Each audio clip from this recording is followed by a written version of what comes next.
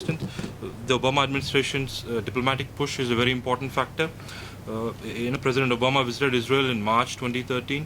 This was his first ever visit to Israel. He had visited Israel as a senator in 2008. But we should remember, presidential visits to Israel are not the norm. There are only 4 American presidents who have visited Israel so far. Nixon, Carter, George W. Bush, and Bill Clinton. Bill Clinton visited Israel 4 times.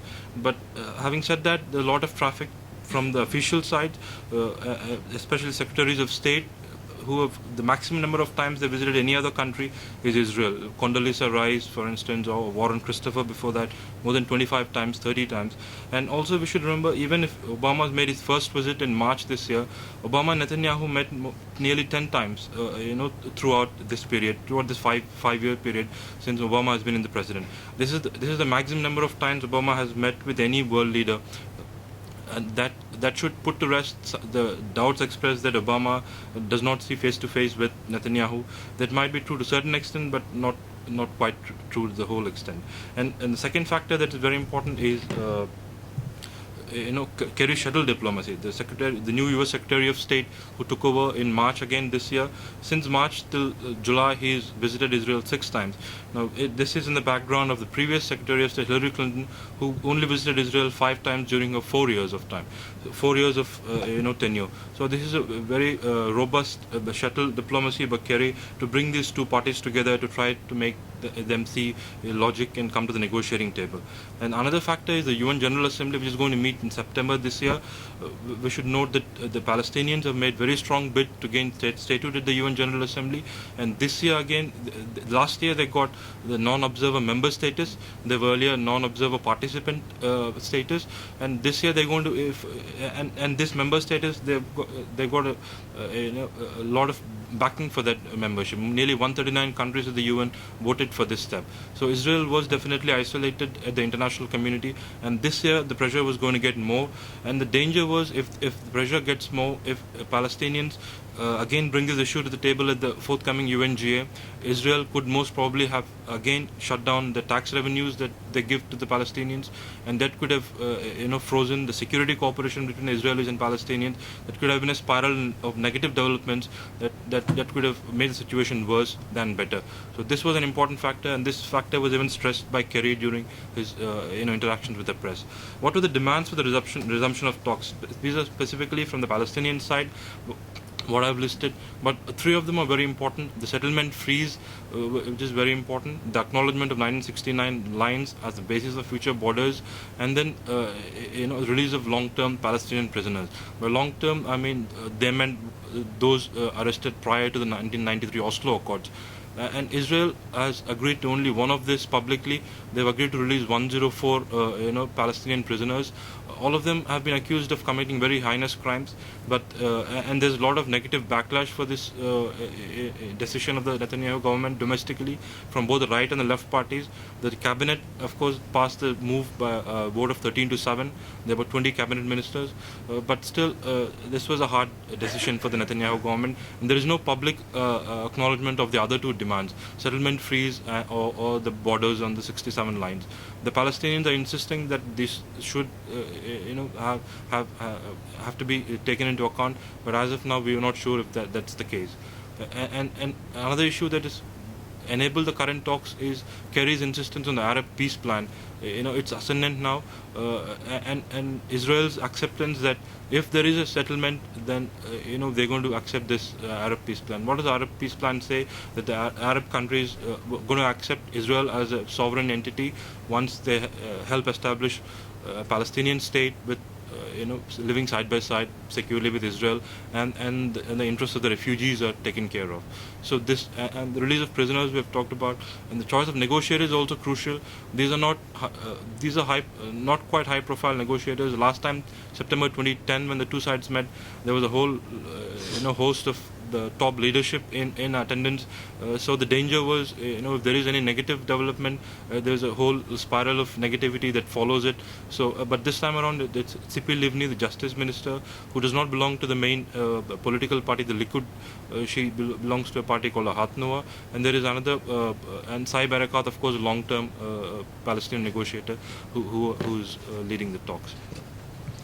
Pressure on Israel that we talked about international isolation as exemplified by the UNGA vote in Palestinian membership. 139 countries voted for it.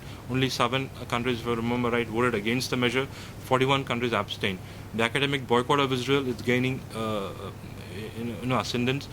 High-profile academics, even Stephen Hawking, for instance, he said, for Israel has to be boycotted academically for the discriminatory policies, for the occupation and other things. And the EU funding cuts are very important. June 30, the EU decided to stop funding projects which come under the occupied territories.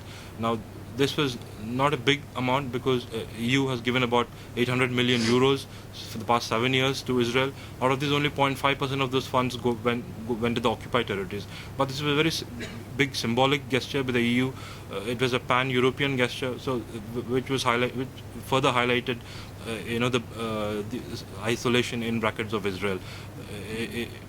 There are some Israeli groups which have called this measure the bucket of cold water on the head of a dead drunk, on the head of a drunk. And also we should remember that EU Israel have a very strong R&D cooperation. Israel was also to have been part of the EU program called the Horizon 2020, where Israel was to have given $600 million to the EU, and it would have got about more than double the amount in R&D funding over the course of the next 5-6 years. There was question marks over that Israeli participation also if the peace process did not start. And one of the explicit conditions of these funding cuts was that in the future any agreement between the EU and Israel would deliberately mention that the Gaza Strip, the West Bank are not part of Israel.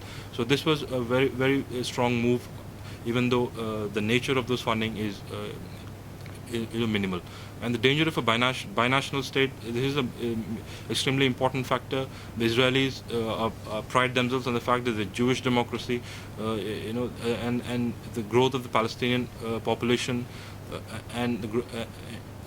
would have led to the situation where Israel would have lost its Jewish majoritarian status.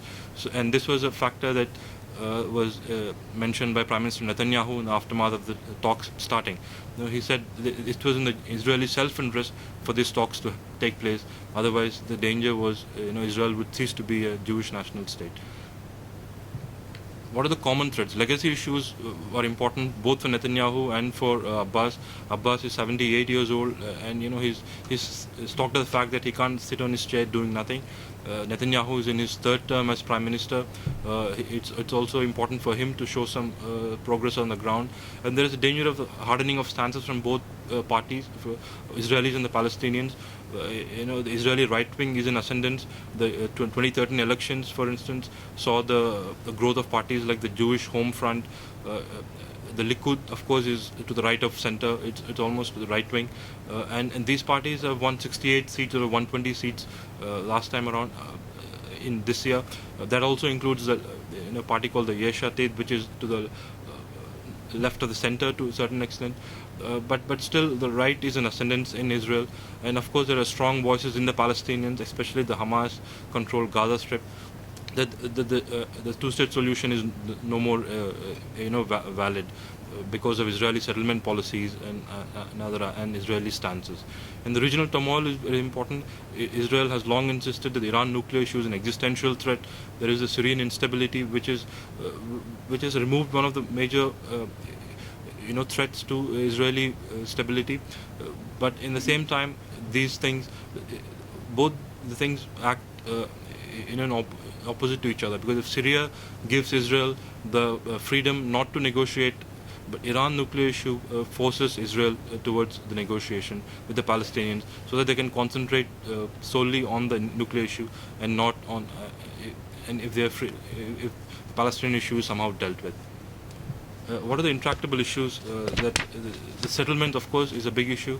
Now there are various combinations of population that I mentioned, all of them ranging from about 500,000 to 300,000, depending on which areas are included. Is it east of Jerusalem or is it just West Bank? So this is a big issue, but we should remember the last time the talks were held between Prime Minister Ehud Olmert and Abbas, there were 36 meetings between them between December 2006 and September 2008.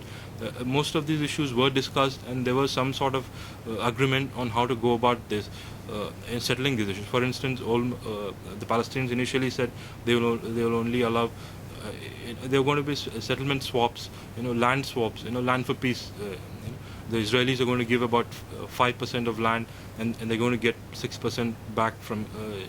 It was supposed to be a 1:2 or 1:1.2 percentage swap. The Palestinians were insisting on equal amount of land being swapped. So all of things were being discussed. Instead of Jerusalem, East Jerusalem, of course, the Palestinians wanted to be the capital of their city. The right of return, how many refugees could be allowed to return.